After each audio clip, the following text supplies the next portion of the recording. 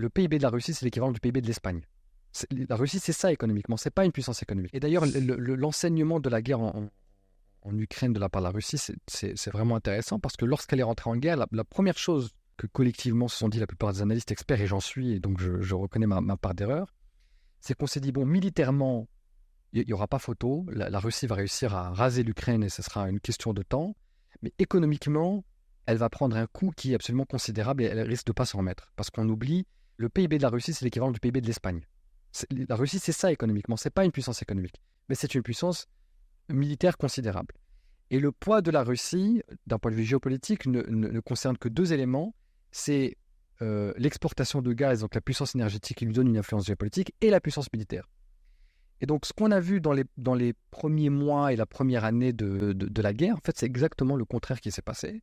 C'est-à-dire que l'armée russe, on s'est rendu compte qu'elle était mal préparée, qu'il y avait des déficits dans la chaîne de commandement au niveau des officiers, que les équipements militaires russes, globalement, étaient moins performants que les équipements militaires occidentaux et américains en tête, mais que économiquement, la Russie était déjà dans une économie de guerre.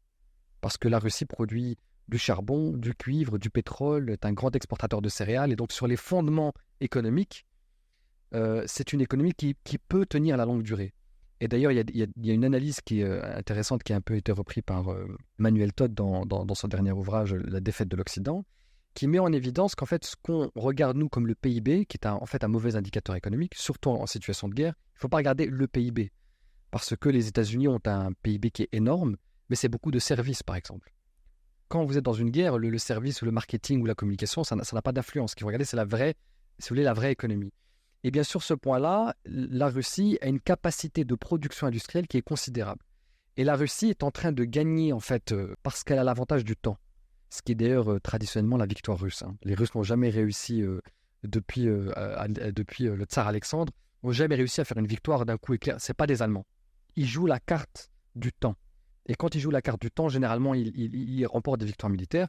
Pourquoi ? Parce qu'ils sont en train progressivement de tourner l'ensemble de la production industrielle du pays, qui d'ailleurs qui est considérable, vers l'armement.